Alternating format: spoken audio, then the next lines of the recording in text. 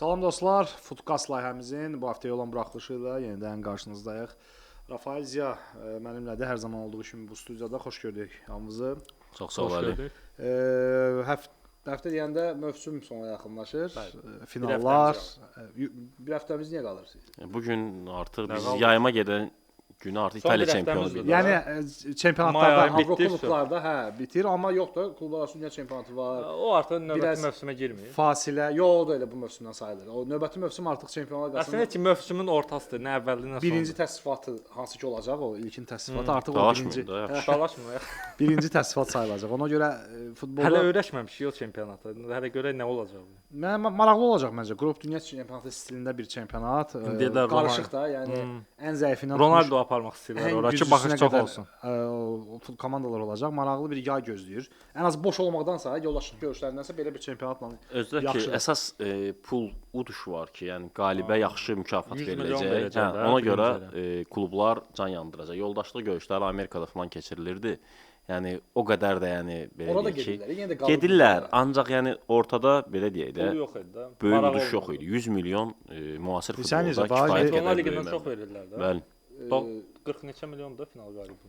İndi artıq mükafat məsələsi, ən böyük mükafat səhv etmirəmsə Premyer Liqadır. İştirak eləmək. Premyer Liqada dedi, Championship-dan belə Championship-dan çıxmaq məsələsində. 300 milyon iştirak eləməkdir vallah. Nə qədər? Yox, 300 milyon birbaşa deyil orada. Yox, o şeylərlə qalxıb düşmək lift pulu verirlər onlara. İllər icra xərclənə bilən, orada bir çox bəndlər var o pulu xərcləmək mənasında. Yəni birbaşa klubun büdcəsinə oturulmur o pul. Yarı-yarı oturur. 141 otururlar, 141 oturur. 150 milyon nəsə bir oturur, amma digər pullar hissəli ödənişləndir. Çıxan kimi də birdən növbəti mövsüm düşsə 140 milyon verilir. O düşmək, onu bilirəm ki, orada müxtəlif opsiyonlar da 140 milyon verirlər əlavə. İndi bu Leicester-də hamısı əlavə 140 milyon alacaq, lift pulu. Doğrudan? Ha, 100%. Yox, mən orada dünya futbolunun pulu verirlər də. Xərcli pulu. Pavratski. Ən böyük mükafatı onu bilirdim. 2-dən 1-ə qalxanda, əsasa qalır yüksələndə. Bu pul deyirsən, pul məsələsi dünya futbolunda birbaşa girdik məsələyə.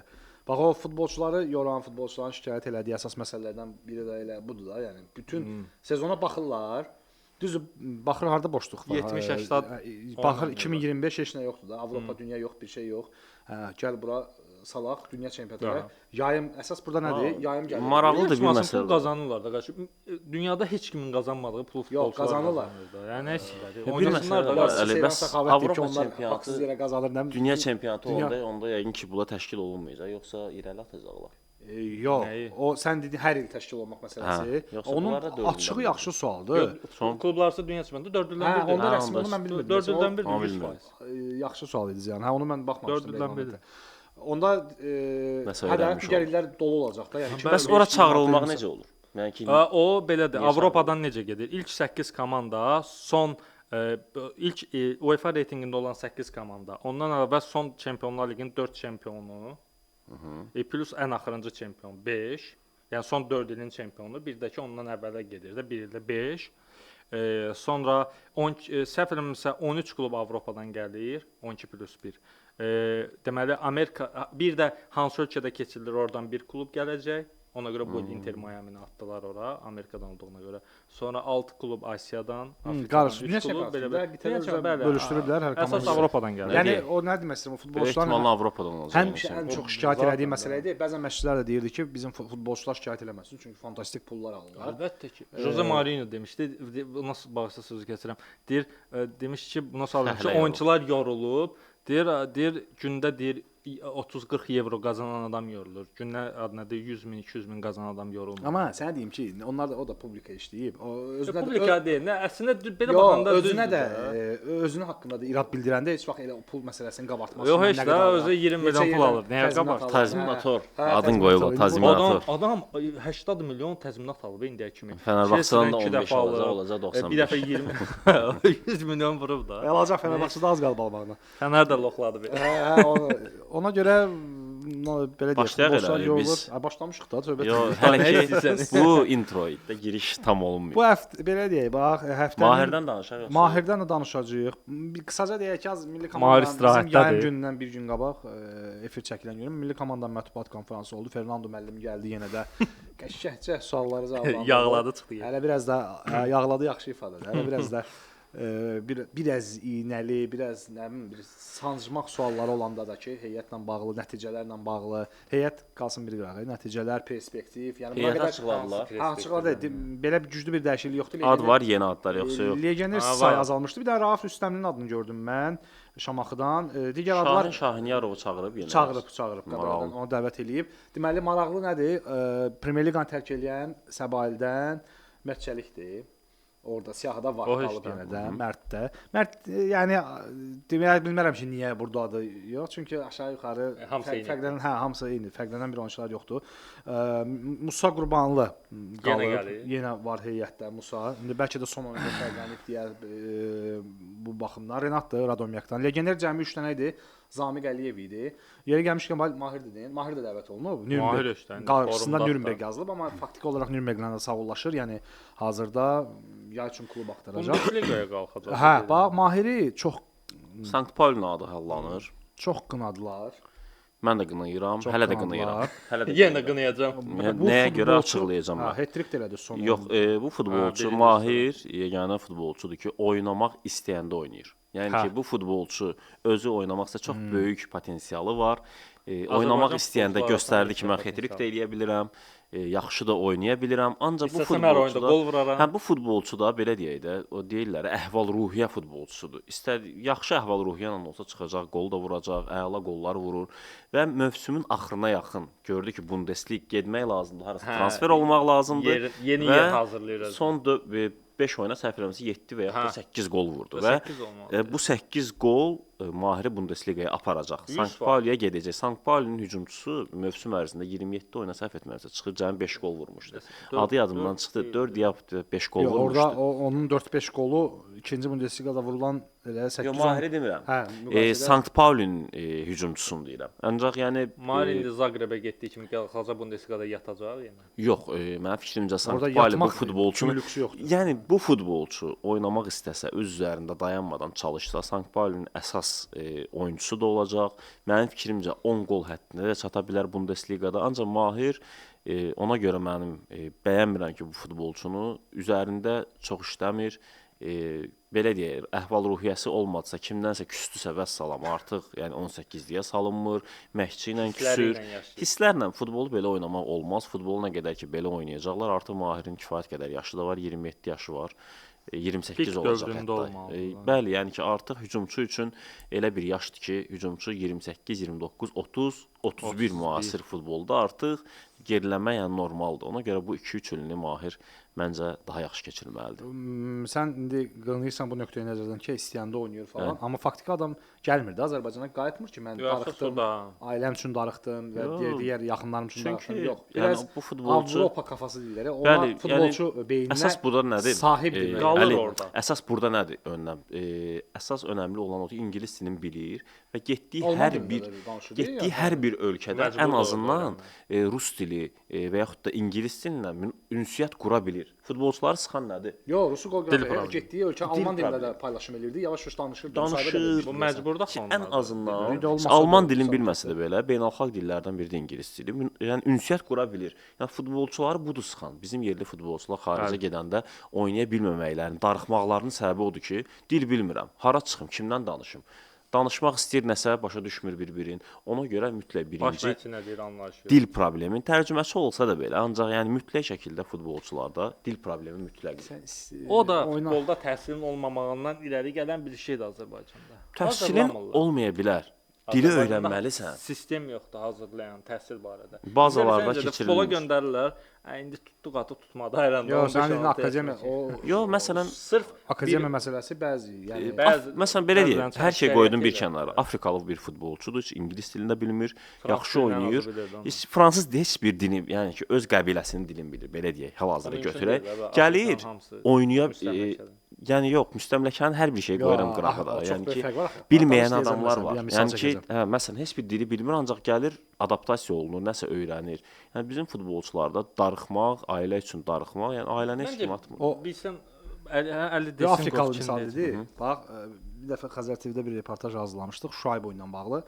Kəpəzdə onda hepatit xəstəliyinin olması, onun bizə ötürülən məlumat və ona yazığı buradan elə reportaj oldu ki, razıq buradan çıxdı getdi. Yəni qanunlar çərçivəsində oynamağı mümkün deyildi. Bir müddət keçdi, artıq sağlam şəkildə geri qayıtdı tibbi baxışdan Qəbələdə.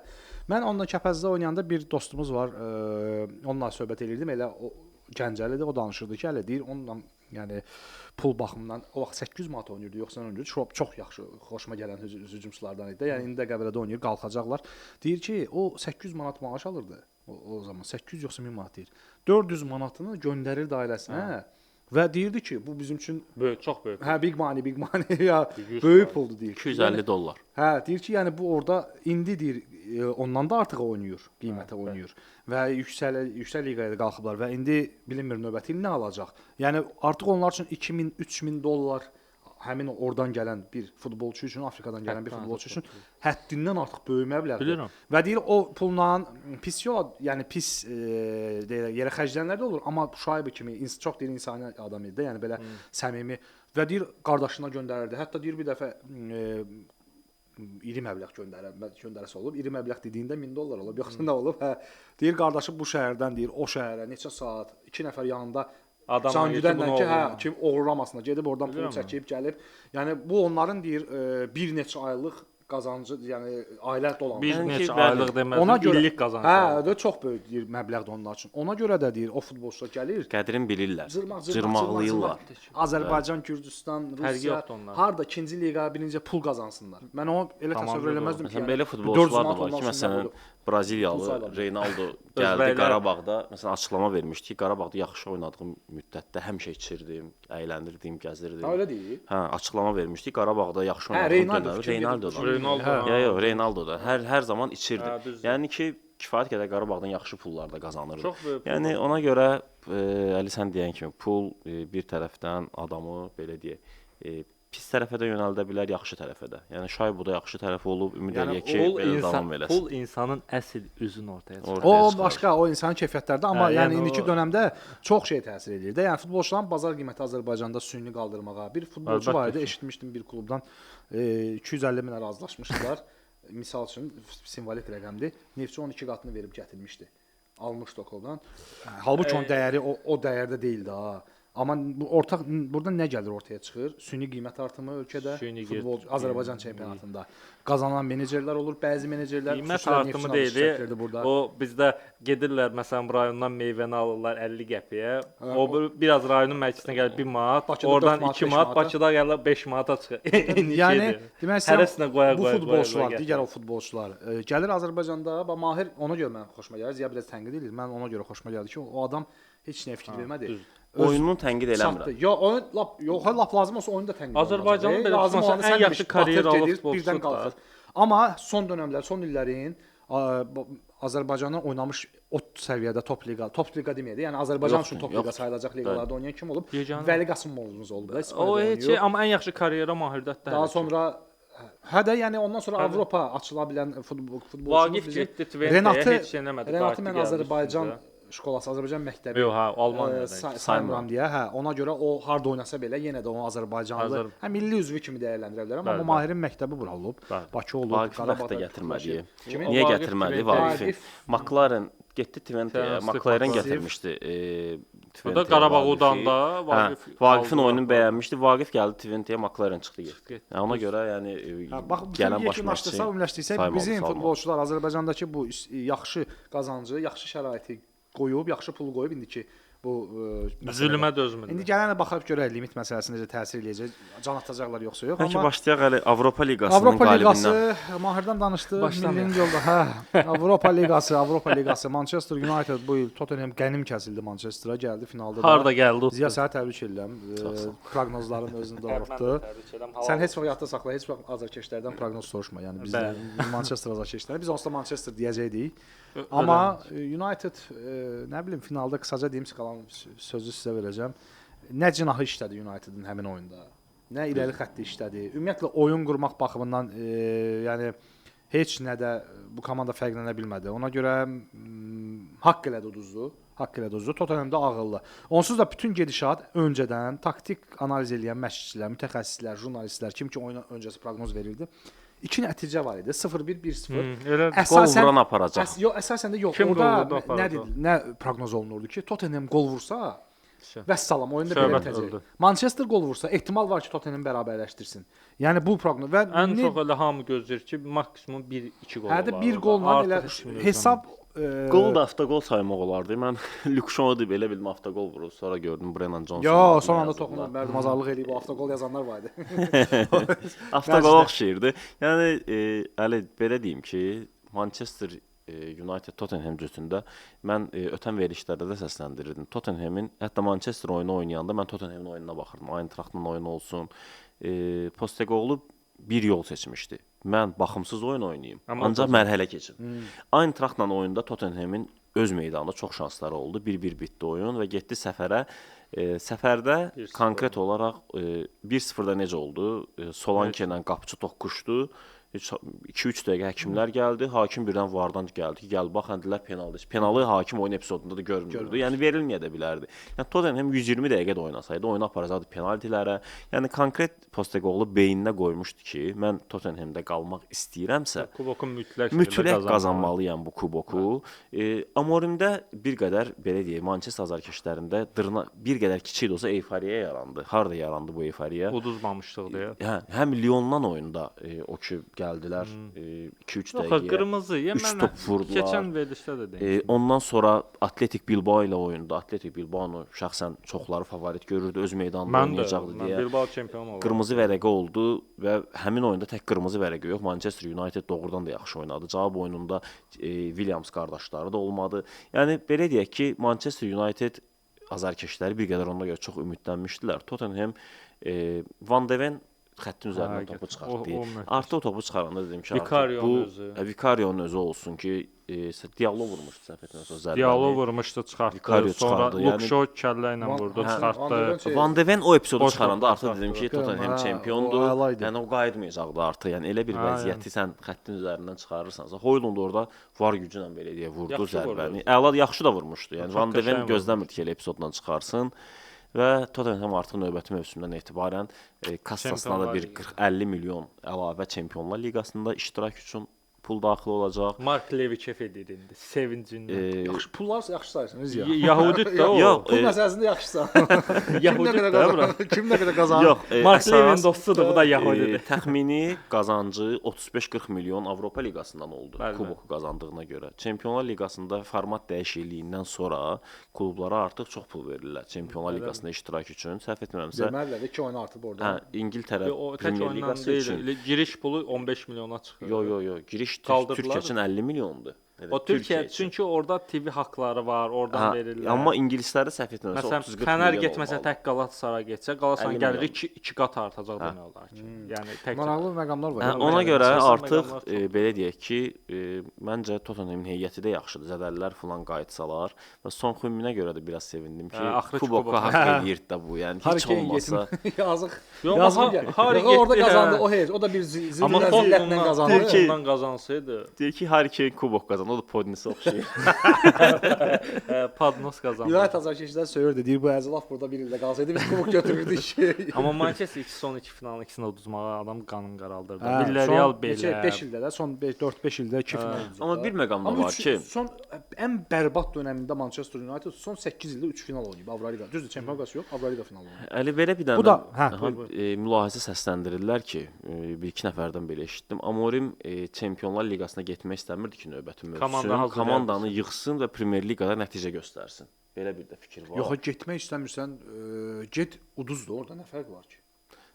Yox, sən getmək istəməyib komanda. O belə mülahizələr var. Komanda təmiz sıfırdan. Sən kimsən ki, komanda o boyda gəlirdən məhrum eləyəsən? Manchester yox, elə deyil axı. Sən o bilirsən ki, Manchesterin bütün oyunçularında müqaviləsində belə bir bənd var da. Əgər klub Çempionlar Liqində iştirak etmirsə, bütün maaşlar 25% azalır. Yəni Bruno 20 milyon alırsa, avtomatik onun 25% maaşı gedir.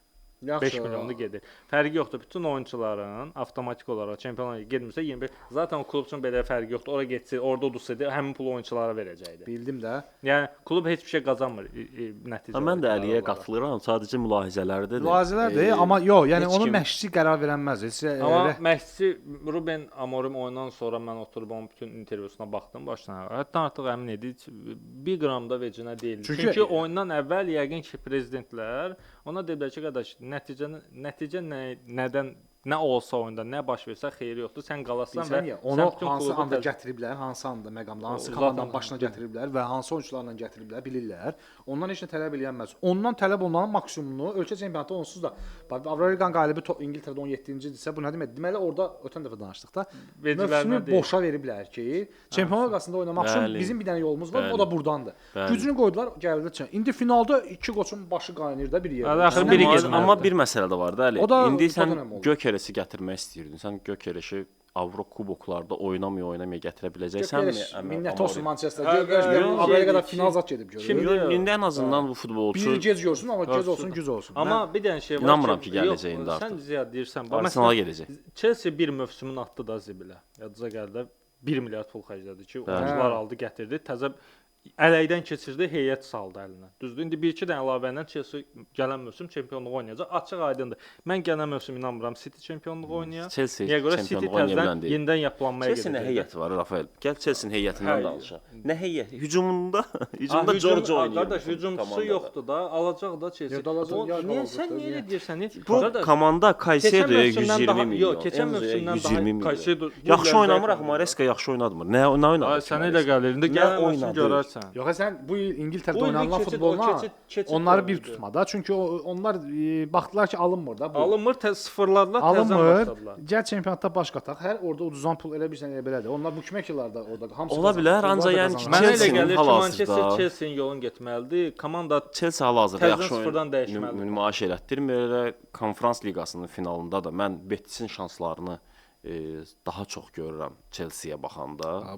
Gördün Betis'in şeyini gördün, Twitterdə loqotipin dəyişdilər, ortasına loqonun quş qoydular ki, bu il ancaq quşlar qoyulur. Quşlar yeri. Əli, yəni ki, mən Betis'in oyununa baxıram, Anthony Manchesterdə oynaya bilmir. O heç. Anthony mükəmməl oyunçu. Çünki baş məşqçi Pellegrini'dir. Galatasaraydan gedən bakan bu, demək olar ki, heyətə düşmürdü Galatasarayda. Orada oynayır. Betis'də qollar vurur, Isco əla oynayır, cinahları əla işləyir. Yəni Chelsea-nin oyununa baxıram. Manchester United axırıncı dəfə utdular da, yəni 1-0 hesabı ilə. Oyuna baxırsan, Manchester oynamaq istəmirdi. Yəni gəl qol vur da mənə. Bu komandada heç nə eləyə bilmirlər. Yəni bu qədər qiymətə alınan bu futbolçularla. Qardaş, formalaşmayıb o komanda. O komanda formalaşacaq növbəti mövsümdə. Maresca formalaşdıra bilməyəcək. Baş məşqçi amili, müasir futbolda. Amma Guardiola çox dəstəkləyir də Marescanı.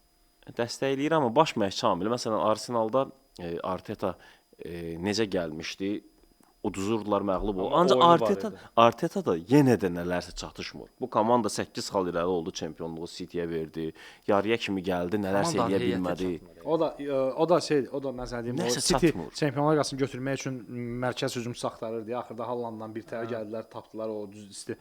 Orada da o nəsə dediyin məqam var ki, o da tapılacaq. Jesus yaxşı oynayır da. Tapılacaq. Qabidən getmir. Qabiyə belə deyək də, adam heç cürə güvən vermir də heç kimə. Yəni Qabi həqiqətən çox güclü çempion eləyə biləcək bir hücumçu olsaydı, Guardiola həyatı boyu satmazdı. Yəni mümkün Zinchenko-nu, Qabini, o sən Gökereş fikirləşirsən ki, Arsenalın hücumçusudur. Hə. Bilsəniyə görə Arteta'nın əlində hal-hazırda Zubimendini aldı, yarım müdafiənin bütün problemini həll elədi. Yəni yarım müdafiəsində heç bir problem yoxdur, yarım müdafiədə heç bir problem yoxdur, qapıda heç bir problem yoxdur. Arsenalın əsas problemi hardadır? Hücumda. Zubimendi də görünməyən adamlardan da. Adı az çəkilən, amma Zubimendi bildiyin Busquetsdən sonra gələn İspaniyanın ən yaxşı dayağı. Çox heç kim onu vecinə almaz. Busquets də heç kim elə bilir ki, oynaya bilmir bu. Heç kim o vecinə almaz, o partladan oyunçular. Amma ki indi nə deyirəm? Arsenalın yarım müdafiəsi möhtəşəmdir. Müdafiəsi çox qəşəngdir. Qapısı qəşəngdir. Bir də qaldı hücuma. Sakası var, qardaş. İrəli ön və sol cinağa 2 dənə oyunçu alsa Arsenal Arsenal bu illəri növbəti mövsüm rahat çempionluq oynaya bilər. Niyə oynamasın? Niyə də oynamasın? Ancaq City bu ili boşa verdiyinə görə bir qədər City gələn mövsümdə boşdur. Gələn mövsüm çox yandırdı, tökdü, yazırdılar ya. Hanı sizin dahi Guardiola. Yazıq da nə? Yox, Əli Guardiola'lıq deyil. Axırıncı oyuna baxıram. Demək istəyir ki, yəni bu il nəyə tənqid edirlər? Yəni Heç sözlə bir onu deyəcəm. yenilik bu il eləyə bilmədi. Adam Təsəvvür çöküb elə də bu ki, il. Dincəlib qayıdacaq. Haalandın oyununa baxıram Bournemouth-na. Həqiqətən. Necə oyundan kənar vəziyyətdə dayanıb. Yəni oyun gedir. Gedib dayanıb oyundan kənar vəziyyətdə ofsayda tərpənmir. Yəni birinci hücumun dalğası Haaland da mahirlik. yox, hücumun birinci dalğası Yox, getdi. sən komanda özü mental olaraq çöküb Çöküb, deyə. Haaland heç nə oynamır. Hücumun birinci dalğası bitib, sən oyundan kənar vəziyyətdə düşmüsən, ofsaydasan. Geri qayıtma. Geri qayıdıb çıxmaq lazımdır da. Haaland dayanıb gəzir, baxır. Ağırlaşır da. Yox, Baxdım belə çox belə əsəbləşdim. Maraq etib deyə bilmirlər. Oyunçular heç nədən motivasiya edə Açıq bilmirlər. finala baxma. Bilmirəm baxdınız yoxsa yox. Nə ki finalı heç oyunları belə axırıncı Bournemouth tutdular 3-1-də belə. Yəni Penalti qazandı getirdi. Orada Marmuş Penalti Qaşan qazanıb götürüb Marmuşa verdi. Əla qol vurmuşdu. FA Kubokun finalında götürdü, verdi penaltini Marmuşa. Hə. Bundan qabaq Haaland vura bilməmişdi Bournemouthda FA Kubokunda penaltini. Sonra zədələndi çıxdı. İndi Marmuş vura bilmədi. Yəni De Bruyne görünür varsa ki, dağılıb De Bruyne içəridə verirlər. sistem, orada konkret nəsə söhbət oyun sisteminə Alırlar da, getmir. Ticani Mental Reinders gəlir. olaraq komanda çöküb. Rodri qayıdır, Ticani Reinders gəlir. Razılaşdılar dedi. Ki Rodri-lə Reinders mərkəz xətti, Çox evimiz yıxıldı da. mərkəz xətti çox, yəni dəhşət olacaq. Amma City deyir, zədələnmə olmasın. City deyir, Bernardo Silva gedir, KDB gedir, Doku gedir, Grealish gedir. Dokun getməyən bilinmir hələ. Ağılsız o Ya Grealishdən ikisindən biri gedəcək. heyvanlar olur. Ancaq qaçmağa Buğalar, var. ancaq Başdan qaçır. alsa qaçır. Başdan Allah alsa bilir. qaçır. Martinelli Arsenaldan. Başdan Doku atıb qaçır. City-də. Bu əsas öndəkilərdən bunlar gedir. Kovacevic gedir. Komandanın demək olar. Kovacevic, Kovacevic. Kovacevic çoxdan gedir. Mən Kovacevic dedim, üzr istəyirəm. Kovac. Kovacic gedir.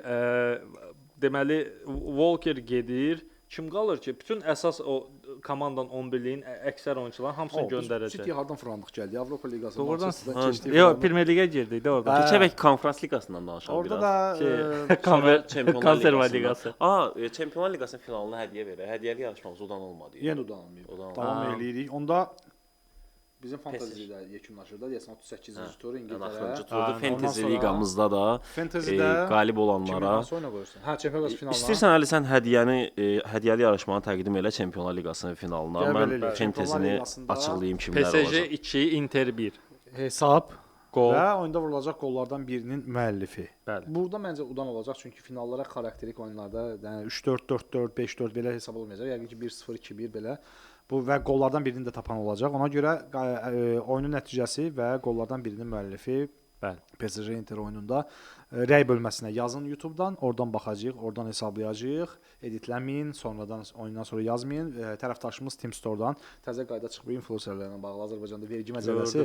Reklam yox, bizdə heç bir Aşağıda reklam yazmaq lazımdır və yaxud burada reklam da deyil, bizim tərəfdaşımız sadəcə qaliblərimizi forma ilə təmin eləyir Team Store. Rəqib bəyə də təşəkkür edirik. Team Store-dan hədiyyə Hədiyyə qazanacaqsınız. qazanacaqsınız. Oyunun dəqiq hesabını və vurulan qollardan birinin müəllifi. Bu arada Fantasy Liqamızda da artıq belə deyək ki 99% hər şey həll olunub. Birinci yer böyük ehtimalla yəni 60 xal fərq var. Onu aradan qaldırmaq olmayacaq. Şahin Şahnəzərli Gladius ləqəbi ilə birinci pilləni qazandı. İkinci yerdə Dadaş Nəzirlidir 1815 xalla. Üçüncü pillədə isə Tural Xəllov elə 1771 xalla. Nəsə Turanla dolaşan sən xal və təxminən 30-40 xal. Bu da çətin məsələdir ki, Olar, orada bax. bir dənə son turda onu xəttirik tutulursalar bəlkə kapitan kimi ancaq ilk 3 3 pilləni artıq belə deyək, bunlar mənim fikrimcə dəqiqdir. Bizdən hədiyyə qazanacaqlar, bizə yaza bilərlər. Bu belə.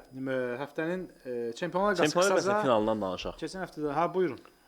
Çempionlar Liqasının finalı mənə görə yəni açıq PSG favorit. Yox, açıq favorit yoxdur qarşılaşmada, amma Paris Saint-Germain 8-də 1-dən düzdür, müəyyən anlarda fərdi oyunlara görə biz fərqləndirirdik ki, hə yox mən bəlkə də istəyimizi çatdırırdıq ki, hə bu tam Arsenal keçsin falan, amma 8-də 1-də Liverpoolun aşkar PSG-nin gizlin favorit olduğunu bildirmişdik. Və o gizlin favorit gəldi, çıxdı. Gizlin çünki burada qeyri-adi bir şey yoxdur. Komanda İkinci favoritimiz də Inter idi, o da gəldi. Komanda necə son məşqində Vışqanın üstündə oturub. Elə bir şey yoxdur. O qaldırır yuxarı. Nagelsmann-da da var idi. Görmüşdün Nagelsmann kamera qoşmuşdu hər şeyi. Böyük monitordan izləyirdi. Bu da manyakdılar bunlar. Hə, fərqli variantları yoxlayırlar. Çox güclü hazırlıqlar gedir, amma inanmıram ki, çox baxımlı futbol izləyək. İnanmıram. Yenə də şahmat kimi oynayır. Inter nədir? Interlə Napoli bir dənə Hər şeydən kənara çıxım. Bookmakerlər oynadılar. 100%, Inter yəni. çempionluğu belə deyək ki, cibində idisə, qalib gəlsəydi, son saniyədə qol da sayılmadı. Axırda da penaltı oldu, sən. Çox mən 2 oyun ikisinə də Pedro baxırdım. buraxma, Yox, Napolidə deyəsən penaltı Penaltı oldu. yox, necə Hə, oldu? Mən 2 oyun ikisinə də baxırdım. David Neres gəldi, David Neresi yıxdılar, hakim penal verdi. Bu anda elə Napoliyə baxırdım, gol bildirişi gəldi Interdən. O 3-2 dedim, o Inter bu da penal vurursa əla olacaq. Gözlədilər. Bir dəqiqə, 2 dəqiqə gözlədilər. Interin qolu offside səbəbindən sayılmadı və faktiki olaraq burada da Neresə dedilər, sənə heç nə eləməyiblər, getdi vara bax, hakimdir ki, oyundur. Qaldı çempionluq axırıncı tura. Bu biz verilişi çəkən gün artıq bu günləri bilinəcək İtaliya seriyasının qalibi. Siz izləyəcəyiniz gün artıq bilinəcək. Böyük ehtimalla Napoli çempiondur. Inter bu komandaları mən yəni ki, ən azından biraz futbol biliyim varsa, bookmakerlər yaxşı girdilər araya. Çünki həmin gün elə futbola bir yerdə baxırdıq dostlarımla. Bildirdim ki, ya hər iki komanda olacaq, ya da hər iki komanda xal itirəcək. Yəni burada biri udu, çempion bu gün bilinməyəcək. Elə dediyim kimi də oldu. Inter bir kuboku əlindən verib, belə PSG-yə gələk. Favorit burada, əmsallar da PSG-ni favorit göstərir. Mənim fikrimcə elə ehtimal versəm 55-in 45-ə mən PSG-yə tərəfdən verirəm. Ancaq Interin belə asan təslim olacağını, Interdə yaxın son 4 ildə final əldən verib, PSG də final əldən verib və bu il biz onu nəzərdən qaçırmayaq ki, ilklərin ilidir. Tottenham'da gəldi, çempion oldu. Newcastle oldu, Crystal Palace oldu. Bəli, yəni ki, elə klublar gəlib çempion oldular ki, yəni uzun müddət kubok qazana bilmirdilər. Hər şey ola bilər. Çox şeylər gözlənilir, hər şey ola bilər və bir deyəcəkdim. Bu Napoli Interlə söhbətində İtaliya çempionundan Cagliari'nin qapıçısı sezonun əvvəlində Napolidə idi axı. Aha. Uduzsalar Cagliari'nin qapıçısı çempion olur da seriyanın. Ona görə 1.16 verib. Yox, da ona elə verməlidir. Cagliari'nin qapıçısı? Bəli. Kim idi o? Adını bilmirəm. Adı yadımdan çıxdı, amma 100% deyə bilərəm ki, udsa medal alacaq seriya çempionu. Caprilli, Elia Caprilli. Baxın. 23 yaşı var, 24 olacaq, 2001 təvəllüddür. Napolidən, ötən mövsüm Napolidə olub. İndi də icarə əsasında. Amma Cagliari'nin qapıçısı ehtimal 11-liklərdə Giuseppe Giocci, hə, kimsə deyir ki, oynadacaqlar. Bəlkə orada bənd var ki, bənd də var ola bilər. Bilmirəm indi o bəndi, amma uduzsalar Napoli çempionsa alacaq. Bilirəm fikir, yox, 100% bənd var. Capril nədir adı? Caprilli, Elia Caprilli. Zədəsi var. Zədə? Oynamır. Yox, bəzən bənd olur ki, tutalım. O İngiltərədə olur, İngiltərədə mənə qarşı oynaya bilməz. Çünki Giuseppe Giocci baxıram axırıncı dəfə oynayıb Inter U20 Cagliari U20 oyununda. O da təxminən düşür. Bir məsələ var, əli son oyunda oynayıb, belə bəlkə də bunu deyiblər ki, sən zədələr, sonra heç bir problem olmasın da. Son oyunda əsas heyətdir. Son oyunda Venesiyanı məğlub etdikləri oyunda əsas heyətdir. Bu qapıçı indiki Giuseppe Giocci, yəni biz yenə də deyirik, yayımımız artıq İtaliya çempionu məlum olacaq kimdir bizim efir yayımlarında şənbə günü. Amma yenə də hər ehtimala maraqlı məqam idi o. Giuseppe Giocci. Ehtiyat qapıçısını oynadacaqlar. Hə, Çempionlar Liqasının finalından kənara çıxmayaq məncə. Sən nə demək istəyirsən Rafael? Ehtimal var budan. PSG məncə 2-1 udacaq, amma bilmirəm. Yəni həqiqət finalları bilmək çox çətindir. Bəzən çünki finalda bir xırda bir moment olur, bütün oyunun taleyini həll edir. Interin son finalında City-ni Inter uda bilərdi. Guardiola belə boynuna almış ki, Lukaku bizə kubok hədiyyə elədi də. Yəni amma bir məsələ də var ki, adam bilmək olmur, amma belə 55-in alt Lukaku topları vura bilməmişdi. Yəni Lukaku hədiyyə eləmişdi də. Əyri otradınız Rodri bir gol vurdu, amma bir məsələ də var ki, Interin bir qədər canı rahat olacaq. Niyə? Yamal yoxdur. Barselonada Yamal onları necə? Yamal yoxdur, amma 3 dənə Stribitel var. F16 təyyarə kimi də qaçıb dayanmırlar. Kviçadır, Barkoladır, Dembeledir, Duyedir. Heç bir onların heç bir mənim fikrimcə heç bir Yamal deyil, nə sürət, nə də çevikliyi baxımından. Amma Kviça Interi məğlub etməyi çox yaxşı bacarır. Inter ümumiyyətlə bu Inter xoşuma gəlir nəyi daha yumşaq həm müdafiədən daha yumşaq çıxa bilirlər. Çox heç kimi incitmədən rahat, tez bir şəkildə dinamik çıxa bilirlər. Bu Inter xoşuma gəlir. Yəni tək müdafiə ilə seçilmirlər də. Müdafiəsi də öz yerində. Amma yəni bu dediyim əsas o komandanı fərqləndirən mərkəz yarım müdafiə Henrikin da qataq o siyahıya. Yəni onun da adını qataq. 3 dənə qəşəng yarım Çalhanoğlu, Onu Qataqorsiyaha, Barella, Qataqorsiyaha indi heyətə də baxaq. Yəni bu üstəgəl son oyunlarda Dumfriesin göstərdiyi bir kanat oyunçuları çox yaxşı şey eləyir, orada qoşula bilər. Dimarco indi son oyunlarda tutalım ikinci hissədə əvəzləmişdi. Yamala görə. O da Yamalın digərləri üstünə qoymuşdu. Birinci oyunda ümumiyyətlə, ikinci oyunda da ikinci hissənin əvvəlində əvəzləndi də Dimarco. Oldu, elə bir ki, avtopilota bağlayıb da gəlir, danq vurur. Yox, tək o da Dimarco tutuldu. Çünki onun arxasında başqa bir oyunçu da markajlanmışdı. Yamala qarşı müasir futbolda yəni oynamaq tək Dimarco yox, ən güclü olsun. Çox çətin. Ona görə ki, amma çox yordu da onları. Amma bu oyunda PSG-nin müdafiəsi də Barcelona müdafiəsi deyil də. Yəni PSG gol buraxması də Barcelona vura bilməz. Bəs ona görə deyirəm ki, bu oyunda biz baxımlı ekstra bir oyun izləyəcəyik. Finallara xas 1-0 belə bir şey olur. Standart bir oyun ola bilər. Son finallar hamısı 1-0 qutardı. Ya 1-0. Yenə də yəni mövsüm ərzində 1-0, bu 1-0. Mövsüm ərzində gördüyümüz Paris Saint-Germain bəlkə də heç o dediyimiz heç kim risk eləməz, bura kimi gələ bilər. Olmayacaq. Hə, Interə qarşı o dediyim xüsusən də yarım müdafiədə atlarını çəkdiyi futbolçular onda oyunçular. Yox, yəni əksində ola bilər hər şey, amma açıq oynasa Paris Saint-Germain çox hücum. Yəni Interin o dediyim xüsusiyyəti. Pressing, elastiklik, yarım müdafiədə olan adların hücumla bağlantısı məhv edəcək. Elə yarım müdafiəçilər yox qol gəldi. Hücum xəttini keçirmirəm mən. Arsenal'la PSG-nin oyunu var idi, ikinci oyunu. Hə, o tərzdə. Elə belə bir şey olacaq. Biraz 10 dəqiqə bu topu idarə edəcək, sonra 10 dəqiqə o birinə. Belə kim səhv elədi, o ev yıxılacaq. Bütün gücünü verəcək standart vəziyyətlərə mənim fikrimcə. Inter standart vəziyyətlərdən çox güclüdür. Və cərimə zərbəsi olsun ki, qapı qarşısına ötürmələr, Dumfries elə Lazio-nun oyunda da gördük ki, əla qol vurdu başla. Mənim fikrimcə Inter çalışacaq ki, məsələn 3 küncdən zərbə qazanırsa, üçündən birini istifadə eləyə bilsin. Yəni onun üçün də birinci hücum eləmək lazımdır. Amma korner elədi ki, onu müasir baş məşqçilər tapşırır ki, cinahlarla oynayın, vurun topu çıxarın. Yəni ki, bu oyunda taktik gediş olacaq. Şahmat olacaq o. Bildiyimiz savaş olacaq. Biz şot yazanda məşqçilər deyir ki, kənarlaşdırın, korner olmasın. 50 korner yazanda gəlir. 50 korner yazıb, korner oynamayın. Napoli oyununda, axırıncı elə oyunda ikinci hissədə Napolinin 4 künc zərbə qaldıracağını mərz etmişdim. Elə çempion olan Parmanın oyunda. Sənin bir küncdən zərbə qaldı. Oynamırdılar. Tutuzdurmusan. O ən belə ümumiyyətlə yekun o xoşuma gəlməyən ifadə. Hə, yox, o tarixin Messi həmişə işlədirəm. Messi dünya çempionluğu var idi. Onu verdilər. İndi də Avropanın Çefer'in bir PSG-yə bir UEFA-nın borcu var. Hə, verəcək. Zarafat deyib, borcu da yoxdur. Prosta ümumiyyətlə deyək də. Yəni borcu var, bəlkə nəzərətlərdən pul alır. Bu qədər pul yatırıblar kluba, axır nəticəsini görməlidir. Nəticəsi çatıblar. Üzüm çatıblar. PSG-nin prezidenti dəstək oldu da bu Super Liqa söhbətlərinin Perez çıxardanda. Ya, yenə də burada Pavlovski də hədiyyə. Çirkli oyun getməyəcək. Sadəcə olaraq bu dünyanın gözünün qabağındadır. Olmalıdır da PSG olmalı. Az eləyiblər dünyanın gözünün qabağında nə? Dünyanın gözünün qabağında eləyirlər. Ancaq yəni Inter oynasa, yəni Inter qazana bilər. Hər iki komandanın şansları bərabərdir. PSG 5% çox görürəm. 5-10% o tərəfdə 55-45-ə.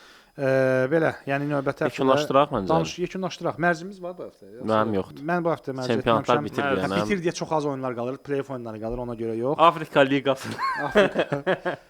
Qarşıda yayda olacaq da nə qədər mərc var. Bizim Malezya çempionatından 8-5. Yeni layihələrimiz olacaq. Artıq çempionatlar başa çatır və biz yay belə deyək, mövsümündə sizin qarşınıza çox gözəl və yeni layihələrlə gələcəyik. Bizi izləməyi qaçırmayın. Kanala abunə olun, videonu bəyənin və rəy yazın. Hədiyyəli yarışmamızda da iştirak eləyin. Növbəti yayımlarımızın birində, qısa və yaxud geniş yayımlarımızın birində qaliblərin də adını bildirəcəyik. Rafael sözün varsa? Sağ olun və salamat. Sağ olun, salamat. Hələlik. Çox sağ olun.